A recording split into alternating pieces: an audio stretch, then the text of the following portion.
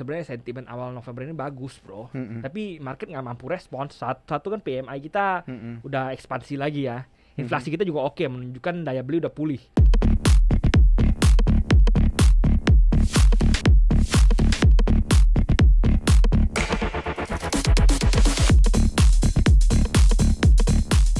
Halo Sobat Cuan, balik lagi bareng gua Daniel Wiguna dan Gua Triputra dari tim riset CNBC Indonesia. seperti biasa segmen kita adalah paham pantauan saham. Semakin paham semakin cuan ya. Nah, gue yakin ya di 10 bulan terakhir ini secara year to date 10 bulan pertama. 10 bulan pertama. Oke, ya sama lah. Terakhir ya. Oke.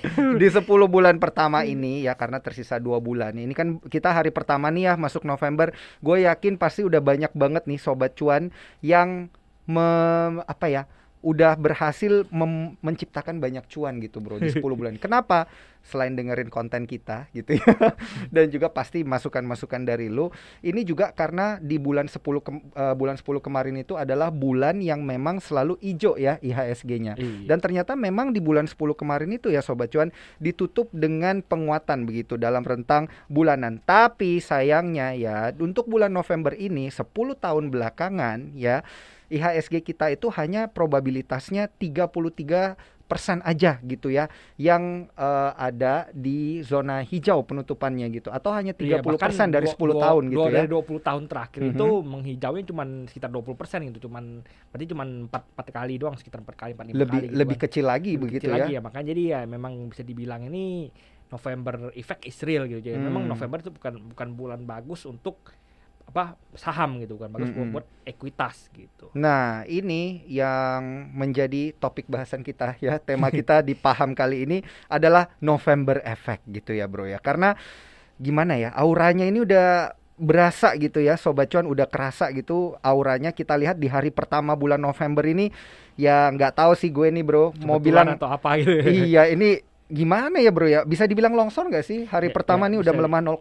atau cuman profit taking aja? Ya ini kalau mau lihat kan hari ini kan pagi-pagi tadi dia mencoba menguat ya, opennya agak tinggi ya, sekitar 0,4 atau 0,3%, tapi nggak kuat gitu. Jadi memang benar dibuka tinggi dan ditutup rendah. Jadi memang trennya longsor gitu. Jadi emang ada tekanan jual di bulan November ini gitu. Jadi di awal November ini terasa banget gitu. Baru start November hari pertama udah ada muncul tekanan jual gitu. Apalagi kalau kita lihat nilai transaksinya di sini lebih rendah nih daripada bulan-bulan di hari-hari kemarin gitu ya, di bulan lalu. Ini cuman 10,5 triliun. Kalau di pekan-pekan kemarin kan rata-rata adalah ya 12 gitu, 15 triliun untuk transaksi harian. Ini cuman 10,5. Tapi walaupun demikian ini masih ada net foreign buy di pasar reguler 208 miliar. Jadi intinya nih apa sih sebenarnya IHSG kita, lagi profit taking doang atau retracement doang atau panik atau gimana nih sebenarnya nih? Ya, ini sebenarnya bisa dilihat memang pelaku pasar tuh udah expect bulan November ini bakal turun dulu. Jadi ya saling curi start untuk jualan gitu. Jadi bisa dilihat hari ini memang sebenarnya market ada tekanan beli, tapi ternyata tekanan jual lebih kuat gitu. Jadi akhirnya memang yang terjadi ya longsor gitu, seperti bisa lihat awal sesi kedua tadi pagi itu kan tadi siang itu kan longsor langsung tiba-tiba. Dan dibuka juga sebenarnya tinggi tapi langsung nggak sampai 5 menit 10 menit langsung turun juga gitu. Jadi memang tekanan jual di market masih kencang. Kenapa? Karena orang memang udah expect November ini bukan menjadi bulan bagus gitu. Jadi ya sell dulu sekarang, nanti mungkin pertengahan November atau week 2, week 3 itu baru mulai masuk lagi gitu. Jadi ini kalau kondisinya kayak gini yang paling panik nih scalper nggak sih bro? Waduh longsor jual gitu nggak sih? Ya sebenarnya scalper kan mainnya udah biasa sebenarnya. Kalau lu scalper lo harus udah biasa, harus udah expect saham lu turun. Apalagi biasanya kalau lu scalper kan jarang banget main saham-saham gede kan. Biasanya main saham-saham kecil ini nggak gitu pengaruh kalau dari scalper. Paling kan day trader yang mainnya LQ atau swing yang mainnya LQ, ya itu biasanya ngefeknya di sana mereka itu gitu. Ya yang paling panik gitu ya ceritanya ya. Waduh ada apa nih di pasar gitu ya, banyak yang koreksi terus akhirnya harus pakai metode cut loss dulu atau metode average down gitu ya. Ini kembali lagi nih ke Sobat Cuan kita sekalian. Nah kalau kita lihat dari pergerakan IHSG juga yang hari ini melemah 0,5 ya, ini kok banyak banget ya. Tapi kita lihat ini banyak banget sih saham-saham perbankan ini pada terbang-terbang ijo-ijo gitu ya. Tapi emang sih bukan di bank-bank besar gitu ya yang banyak yang ijonya tinggi-tinggi. Ini ada BNBA nih naik 11%. Kemudian ada BNGA walaupun 3% ya, at least itu kan menyumbang penguatan juga. Nah, kemudian kalau kita lihat di bank-bank yang lainnya itu ada di zona merah. Nah, kalau lu lihatnya gimana nih? Yang paling mendorong IHSG kita ada di zona merah di awal November ini emang perbankan berarti? Ya tadi pagi kan emang perbankan dibuka hijau-hijau ya, tapi walaupun stay hijau, IHSG-nya longsor gitu karena memang banyak saham-saham big caps lain yang non perbankan emang longsor gitu. Jadi kalau lu mau lihat itu tuh, misalnya lu ngomong Bank Mini itu kan memang kemarin tuh udah longsor parah ya. Longsor parah ya udah berarti bukan apa namanya, cuman bounce back doang gitu. Jadi ya karena udah longsor sampai ada beberapa kayak BNBA tuh udah ARB 3 kali 4 kali ya udah, misalnya mereka naik 10% ya memang mantul gitu namanya, karena kalau sejatuh terlalu dalam ya naiknya juga pasti nggak mungkin terus turun gitu, pasti ada retest dulu gitu. Nah kalau lu mau ngomong banking gede, sebenarnya banking gede juga merah-merah gitu, terlepas dari BNG kayak BBCA, BBN itu juga merah-merah ya. BNGA ya mungkin di luar apa, karena BNGA tuh kurang liquid ya gitu, jadi ya kadang-kadang nggak ngikutin bank-bank gede gitu, walaupun termasuk buku 4 juga dulu, sekarang udah KBMI ya, tapi udah keluar dari KBMI 4. Tapi ya memang BNGA, lalu BDMN, PNBN itu bank-bank buku 4 tapi kurang liquid gitu. Jadi perform sih ya kalau kita lihat ya bank-bank gede hari ini ya. Ya emang kalau bank-bank gede kayak yang KBMI 4 emang nggak perform gitu. Tapi yang justru yang di levelnya, dari level pergerakan harga sahamnya itu lebih second liner, third liner itu banyak yang dicari ya hari ini. Nah, kalau kita lihat bro, ini di sepanjang November kan kalau kita dengar-dengar emang banyak ya, kita balik lagi nih ke tema utama kita. Kan lu bilang tadi kalau kita tarik 20 tahun itu kemungkinannya cuma 20%-an gitu ya. Ini cerita-cerita menarik apa sih nih sebenarnya yang ada di November ini yang bikin November itu sekeramat itu gitu? Ya memang para pelaku pasar nih expect November turun. Kenapa? Karena memang persiapan untuk Desember. Desember ini kan mereka butuh dana buat naik kan. Ya udah di November biasanya jualan dulu ya, akhirnya banyak yang nampung dulu gitu. Jadi ya memang ini persiapan buat Desember gitu. Kayak misalnya contohnya tuh kayak low base effect gitu, salah satu juga gitu, misalnya Novembernya udah terbang tinggi, Desember paling nggak naik banyak gitu. Jadi ya udah akhirnya Desember biasanya candle merah dulu, Desember baru bisa terbang tinggi gitu. Kenapa? Karena salah satunya ya supaya performa Desember lebih gampang dikerek gitu. Wajar ini berarti ya. Iya. Nah, kalau kita lihat secara historical lagi, ini November yang tahun berapa sih sebenarnya yang pernah paling dalam? Pernah nggak sih November itu double digit gitu koreksi? Tiba-tiba 11% gitu, kayak biasanya waduh gimana nih? Novembernya 2008, 2000 yang emang waktu-waktu crash tuh biasanya beberapa kali kalau salah gue tuh ada yang hijau tapi ada yang merah juga gitu. Jadi memang ketika market longsor parah tuh kadang-kadang November tuh menariknya tuh ketika market longsor parah tuh longsornya misalnya di Oktober, November biasanya misalnya udah selang 2-3 bulan gitu kan.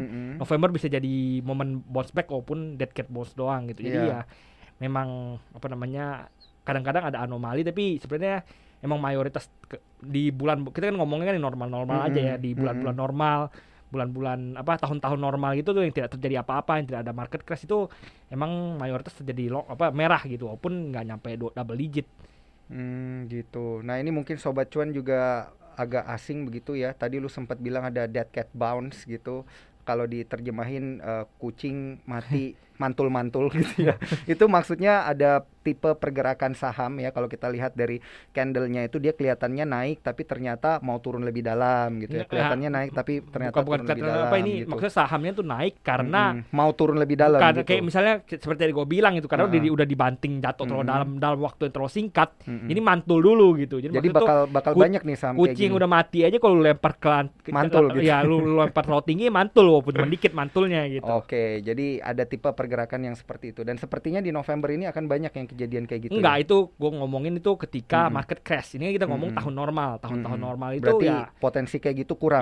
ya memang kemungkinan bakal longsor, tapi bukan untuk longsor lebih dalam gitu. Jadi November bakal naik gitu, most likely gitu. Iya, berarti retrace lah ya. Iya, kita jadi ini November ya cuma memang retrace doang gitu. Ngumpulin tenaga, kemudian nanti terbang lagi. Nah, potensi dari teknikalnya berapa ini nanti kita omongin nih di akhir-akhir tapi bro ya, supaya Sobat Cuan dengerin sampai habis ya percakapan kita. Nah, selain itu kalau kita lihat nih ya, nih November kan banyak kayaknya sentimen-sentimen negatif gitu ya bro ya. Katanya The Fed mau tapering gitu, tapering di surat berharga mereka. Terus kita lihat nih ya per hari kemarin dan juga hari ini nih kalau nggak salah nih ya, harga batu bara ini katanya tadi udah turun gitu ke 150. Iya, longsor selongsor-longsornya ini gimana nih bro? Dua sentimen ini aja udah bikin pasar kayaknya deg-degan nih. Ya kita ngomong sentimen dulu. Sebenarnya sentimen awal November ini bagus bro. Tapi market nggak mampu respons. Satu kan PMI kita udah ekspansi lagi ya. Inflasi kita juga oke, menunjukkan daya beli udah pulih. Itu dua apa namanya PMI-nya katanya 57 kan ya, itu kan dua indikator kita yang menunjukkan bahwa ini ekonomi Indo udah kembali pulih lagi gitu. Jadi udah mulai berputar lah istilahnya. Tapi makanya tadi pagi market bisa hijau karena ini ada optimisme gitu, ada optimisme di perekonomian kita, sektorial udah mulai jalan lagi, tapi ya market nggak mampu respon. Kenapa? Karena memang tekanan jual masih tinggi untuk November ini gitu. Jadi sebenarnya bukan masalah ada banyak sentimen negatif. Nah, sentimen negatif ini memang memberatkan gitu. Ya selalu mau contohnya sebenarnya kalau mau ngomong batu bara saham batu bara hari ini nggak merah-merah amat kan gitu. ITMG malah naik 3%. Ya, yang lain ada yang merah juga merah dikit. Memang mereka dibuka longsor rata-rata karena market ketakutan kan. Lihat kayak Indi itu kan dibuka longsor loh saham-saham. Tapi kan mereka akhirnya mampu bounce back kan. Seperti gue bilang tadi orang udah expect gitu. Udah expect kenapa? Karena batu bara udah naik ketinggian.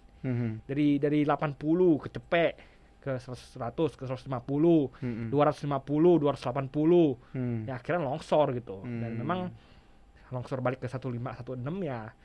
Karena memang sebelumnya itu naik kan banyak yang spekulasi juga, banyak trader-trader spekulasi. Oke, nah ini kalau dari batu bara sendiri ini sekalian aja nih, di November ini apakah bakal mampu nggak nih batu bara balik di atas 200 lagi? Atau kemarin 280 itu udah titik tertinggi sepanjang masa, nggak bakal ke situ lagi? Ya sebenarnya potensi untuk naik balik ke 200 sebenarnya masih terbuka ya. Satu ini kan longsor tiba-tiba gara-gara keran batu bara Cina dibuka ya, diambil dari luar. Jadi harga udah mulai netral kembali gara-gara sebelumnya kan ada krisis energi ya. Kira untuk netralin harga, supaya nggak terjadi krisis energi, ambil dari luar gitu. Ya akhirnya harga longsor gitu. Dan memang sebelum waktu hari sebelum longsor tuh memang udah banyak diberitain. Ini Cina udah mau ngambil dari luar gitu. Ya harusnya orang udah expect ini batu bara bakal longsor gitu. Karena kita tahu yang ngedrive batu bara tinggi biasanya emang Cina gitu. Eksportir dan importir salah satu yang terbesar emang Cina gitu. Terus kalau mau ngomong ini the Fed tapering itu kan, tapering tahun ini sebenarnya lebih terukur. Ini the Fed tapering November itu udah diumumin 3-4-5 bulan lalu. Harusnya nggak bakal ngejutin pasar banget bener. Ya. Dulu ketika tapering itu tuh ngejutin banget. Hari ini mau di tapering bulan depan mau tapering, bulan lalunya baru diumumin gitu. Bulan depan mau tapering. Panik pasar. Gitu. Kalau sekarang kan udah lebih terukur, udah lebih mengerti lah istilahnya The Fed-nya gimana cara biar market nggak crash gitu. Jadi ya sekarang udah lebih terukur. Lu lihat aja kalau dari dolarnya aja nggak gila-gilaan kan, naik turunnya. Harga emas juga belum gila-gilaan naik turunnya kan. Karena people udah expect ini November mau tapering gitu. Dan dia tapering juga kan namanya udah tapering, pelan-pelan. Nggak mungkin dia ngedam banyak dolar langsung segampang itu, nggak kayak gitu juga. Berarti kondisinya bakal kayak biasa aja gitu ya, walaupun the Fed itu akan taper. Dan dampaknya ke IHSG kita nggak bakal banyak nih bro berarti. Ya kalau lu mau ngomong dampak ke IHSG nggak bakal banyak, sebenarnya ini menjadi kayak cuman bumbu-bumbu. Memang November itu longsor, bumbu-bumbunya ini gitu, komunitas anjlok. The Fed yang taper, bumbu-bumbunya itu yang cuman bikin market makin misalnya tadinya 1,5 jadi 2 gitu. Ini yang membuat alasan untuk jualan dulu. Iya gitu. Bikin alasan doang buat jualan gitu.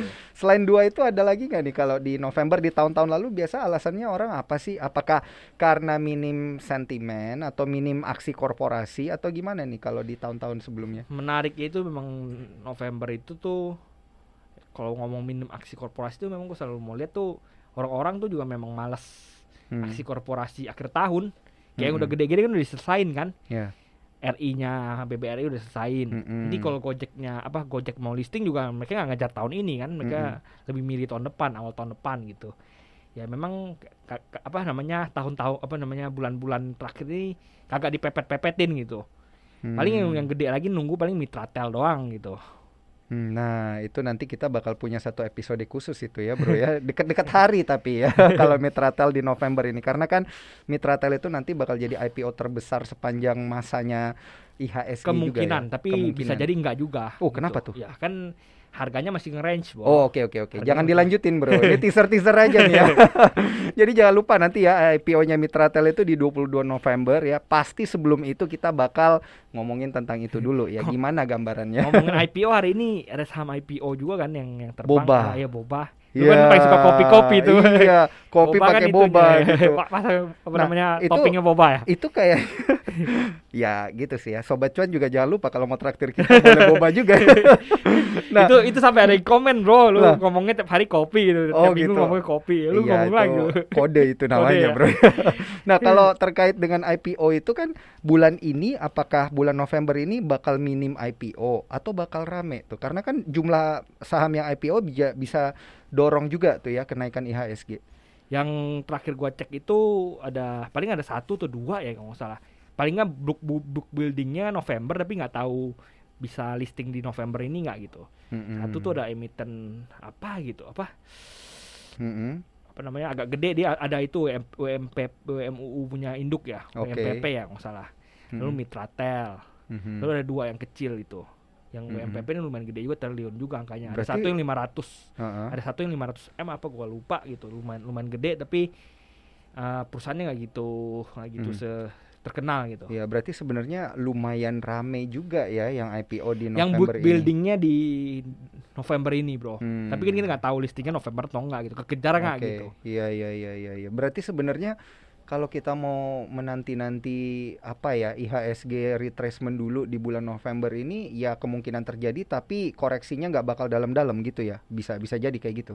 Ya kalau lu mau ngomong koreksi ya paling 65, 64 gitu. Sekarang aja udah 65 ya gitu. Ya palingan kalau mau lihat, kalau lu lihat level teknikalnya ya palingan dia masih di area demand-nya itu 6480 tuh udah masuk area demand gitu, udah support lumayan kuat lah di situ. Jadi kalau jebol ya lu harus tunggu lagi di 6350 gitu ya. Itu dua level perlu sobat cuan perhatikan gitu. 6350 sama 6490.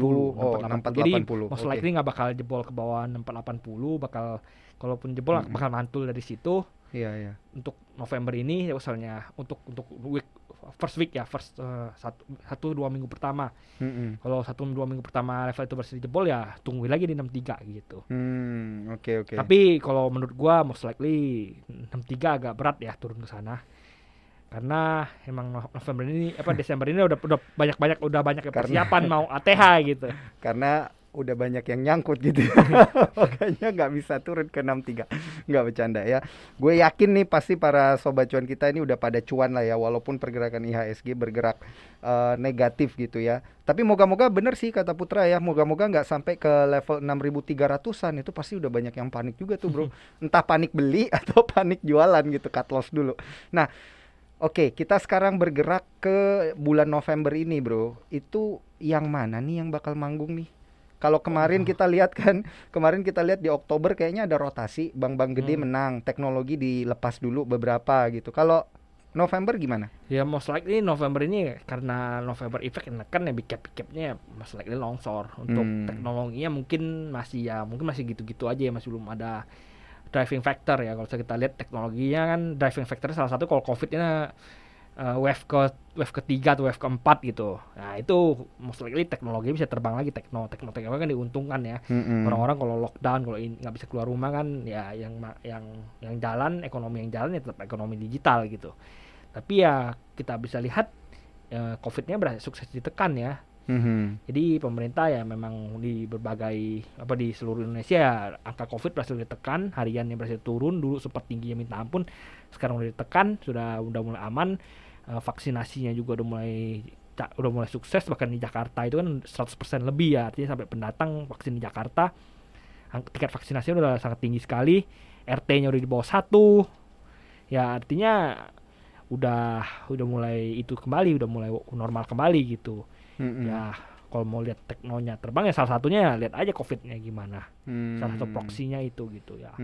Kalau misalnya udah mulai turun gini ya teknonya juga udah mulai turun gitu. Oke. Teknonya juga turun. Ini perbankan juga, big caps juga most likely bakal turun juga nih November. Berarti ini bisa jadi bulan untuk rotasi dulu ke emiten-emiten second sama third liner gitu ya. Iya, biasanya kayak gitu emang misalnya saham-saham gede emang, kayak misalnya contohnya Oktober, November, Desember, itu saham gorengan jarang manggung gitu, jarang ada orang main. Kenapa kok saham gorengan orang iseng ya?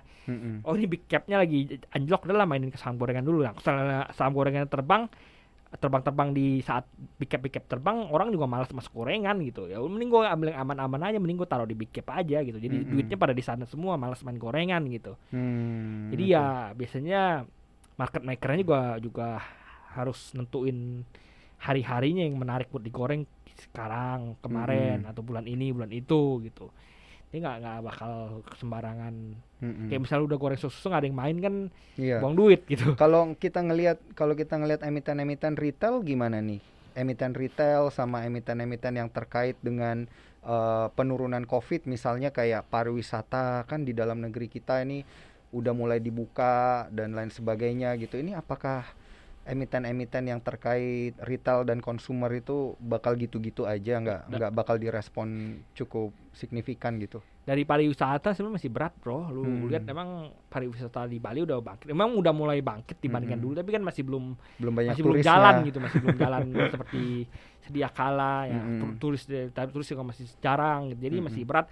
Contohnya gampang aja, proxy lu liatin aja Garuda gimana sih kinerjanya, masih rugi, masih kalap gitu. Iya, masih susah gitu. Banyak ya yang sebelumnya masih contohnya pramugarinya masih banyak yang di layoff, bukan di layoff tapi kayak dirumahin dulu gitu. Di grounded biasanya sebutannya ya. Masih susah terbang gitu. Jadi ya memang penerbangannya masih dikit. Lah orang-orang mau perginya dikit gitu ya, masih susah. Apalagi sekarang kemarin-kemarin kan sulit kan itu terbang kan, harus udah vaksin, harus PCR lagi, jadi orang jadi malas gitu. Ya, ini kan PCR diturunin harganya, iya. Tapi kan mampu ngedrive orang jalan-jalan nggak kan? Kelihatannya sampai sekarang masih belum kelihatan. Masih gitu-gitu aja ya, masih kelihatan so-so mau aja. ngedrive orang jalan gitu. Iya. Nanti mungkin dilihat di Desember inilah waktu-waktunya orang liburan kan.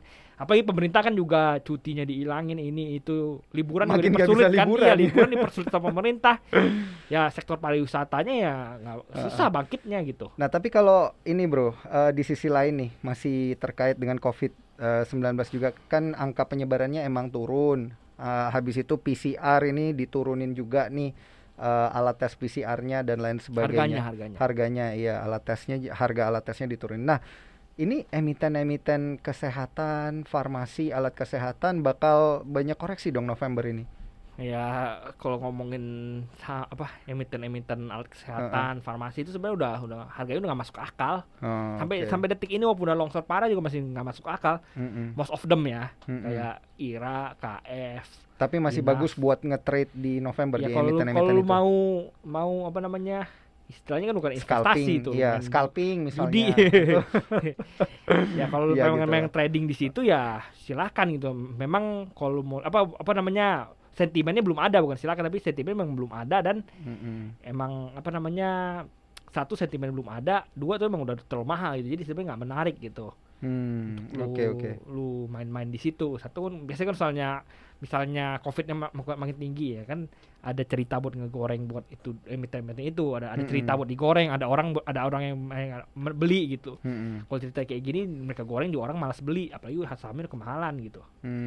Nah kalau gitu ini buat para sobat cuan kita bagusnya untuk yang suka nih ya, yang suka trading gitu, cuman buat bulan November doang deh, itu ngelihatnya emiten second third liner yang mana nih yang menarik banget nih buat diperhatiin? Jadi kalau selalu ngomong saham second third liner yang menarik ya lu liatin harian, pagi ini apa yang udah terbang. Itu bisa macam-macam atau bisa dilihat dari sisi sektoral. Dari mana aja itu. Biasanya kalau saham third liner, fourth liner udah mulai nggak jelas, itu biasanya ya Lu mau lihat ada apa aja bisa terbang, kayak misalnya hari ini kan ada SWOT terbang. SWOT tuh emang udah sering goyang-goyang gitu, udah anjlok parah, itu terbang tinggi. Ya itu nggak peduli sektornya, yang penting market cap-nya kecil, gampang digoreng, udah ada yang beli, ada yang goreng, ya ada yang mainin gitu ya. Ya ngomong market cap aja, bukan masalah sektoralnya di mana-mana gitu. Berarti bisa kita bilang November ini adalah bulannya emiten-emiten dengan market cap kecil gitu ya, pilih-pilih aja. Mereka lagi yang dilirik-lirik lagi sama para bener pasar. Sih, ini ada selain boba ya, selamat buat boba nih yang baru IPO hari ini. Ya enggak, sebenarnya ada IATA, KRW. Boba dulu ya. Boba sebenarnya agak ngeri sedap, bro. Buat teman sobat cuan yang pengen beli besok, agak hati-hati lah. Nah, gimana tuh? Karena lu lihat tuh udah hari ini banyak yang jualan. Nah, padahal ini naik nih, ARA kan 25%. Lu lihat yang jualan berapa puluh ribu, berapa ratus ribu lot. Ini 600.000 lebih ya. Itu ngeri itu. Berarti besok bisa anjlok nih. Iya, besok palingan terbang hijau lagi terus anjlok ya. Most likely ya, misalnya naik lanjut lagi sih ya syukur alhamdulillah gitu. Tapi ya harus hati-hati, kenapa? Karena ya kalau misalnya lu mau lihat saham IPO bakal terbang tinggi atau enggak, selain hal-hal yang udah pernah gue kasih tahu, salah satunya hari pertamanya lu liatin, hari pertamanya ada yang jualan enggak? Hari pertama kalau ini ada yang jualan banyak, lalu yang jualannya underwriternya lagi, udah. Waduh, besok udah pasti aja hari ini top sellernya underwriternya. Ini sih dia sempat naik, terus turun bentar, habis itu naik lagi. Nah ini apakah yang ngelepas underwriternya nih, bro? Iya, lu lihat aja hari ini top sellernya underwriternya gitu. Oke, which is underwriternya ini ada top net buyers dari, mohon maaf, dari MG. Gimana nih, bro? Enggak, MG kan emang biasanya itunya paling cepet, bro. Apa nama sistemnya paling cepet. Beli sekarang besok jual gitu. Enggak. Bukan gitu, sistemnya paling cepet. Sistem antrian. Ya kalau lu tanya sama teman-teman bukan trader, apa teman-teman dari misalnya dari MI atau dari mana itu, emang MG paling cepet. Lu kasih 5 order. Misalnya biasanya pakai banyak broker kan, lu kasih 5 atau 10 ke broker ABCDE, yang done biasanya cuma MG atau paling pertama MG gitu. Karena emang sistem mereka paling cepet. Jadi banyak trader gede atau apa atau pakainya itu kalau mau beli saham IPO di hari pertama gitu. Jadi mereka langsung bid buy di ARA. Ya udah langsung done. Lu kalau lihat saham-saham IPO aja, lu liatin yang buy siapa? MG biasanya. Kenapa? Karena sistem mereka paling cepet. Untuk ngambil saham-saham IPO ini ya. Gini. Tapi ngeri juga ya. Wah, ini terlepas dari saham IPO atau enggak, dia katanya kalau keretanya dia lewat, besoknya itu saham bisa koreksi parah gitu. Tapi ya bisa longsor. Tergantung juga lah ya. Kadang-kadang ada project panjang juga dari MG. Nggak harus longsor kayak itu apa? Zebra itu kan dulu yang narik MG, tapi tertinggi sekarang gitu. Tergantung juga, nggak harus MG beli besok longsor, nggak juga. Banyak lah ya berarti yang bisa kita lihat ini dari bulan November ini, mulai dari sentimen, dari IPO gitu ya, sentimen dalam negeri seperti apa, luar negeri seperti apa. Tapi yang jelas ini di November ini kita balik lagi nih untuk menyimpulkan sedikit nih, bro. Ini bakal menurut lu pribadi nih, apakah akan koreksi, dan kalau koreksi itu sebenarnya berapa banyak nih yang harus diantisipasi? Tadi udah gue bilang kalau lu pengen lihat pertama itu 6480, kalau longsor lagi bisa ke 6350. 6480 itu udah ada banyak demand di sana. Jadi kalaupun longsor lu liatin apakah memang stay di bawah 6480. Kalau stay di bawah 6480 most likely bakal turun lagi. Tapi kalau dia cuman bolak-balik di area segitu ya most likely bakal balik lagi, balik ke 65 lagi gitu. Gitu ya, itu untuk level-level teknikalnya. Tapi most probably apakah bulan November ini bakal ditutup di zona hijau atau zona merah nih menurut lu? Dari ngomong probabilitas most likely merah dulu. Most likely merah dulu ya. Tapi ya moga-moga merahnya nggak dalam-dalam amat. Justru nih merah ini lu ambil kesempatan, bro. Buat ambil. Ya karena Desember itu kan 100% ya. Nggak 100% juga. Dari 10 tahun terakhir. 70 atau 80% nggak usah 20 tahun terakhir. 20 tahun terakhir. Gue liatnya 10 tahun terakhir, bro. Supaya lebih optimis gitu. 100% di bulan Desember itu di zona hijau. Tapi tergantung lagi ya. Ini disclaimer on karena ini kan kita lihat historical data gitu ya, Sobat Cuan. Tapi moga-moga ya ini bisa jadi ancang-ancang Sobat Cuan itu untuk mau trading kayak, mau scalping kayak, atau mau belajar mulai investment, manfaatin momentum koreksi November untuk kemudian jadi investor. Itu moga-moga bisa jadi satu masukan ya yang sangat-sangat positif dan bisa memberikan kalian semua cuan gitu ya. Dan kalau udah cuan, masuk ke komunitas Sobat Cuan, jangan lupa kirimin kita Kopi. Kurang lebih kayak gitu ya Sobat Cuan. Oke, akhir kata gue mau ngucapin thank you nih buat Sobat Cuan yang udah setia banget dengerin konten kita di 10 bulan pertama, kata Putra. Kalau gue bilang sih 10 bulan terakhir ya di 2021. Thank you banget nih udah dengerin konten kita hari ini. Jangan lupa untuk tetap dengerin konten kita di Spotify, Cuap-Cuap Cuan, ada di Apple Podcast, ada di Google Podcast, dan juga ada di Anchor. Dan jangan lupa follow Instagram kita di cuap_cuan. Dan satu lagi nih ya, bagi kalian yang gak cuman mau dengerin suara kita gitu, tapi pengen ngelihat kita, ada Paham on YouTube ya. Cari kita di YouTube Cuap-Cuap Cuan. Jangan lupa di klik like-nya, kemudian di subscribe, kemudian di share ke rekan-rekan cuan Anda sekalian. Thank you, gue Daniel Wiguna pamit dan gue Tri Putra pamit. Sampai jumpa di episode selanjutnya. Bye.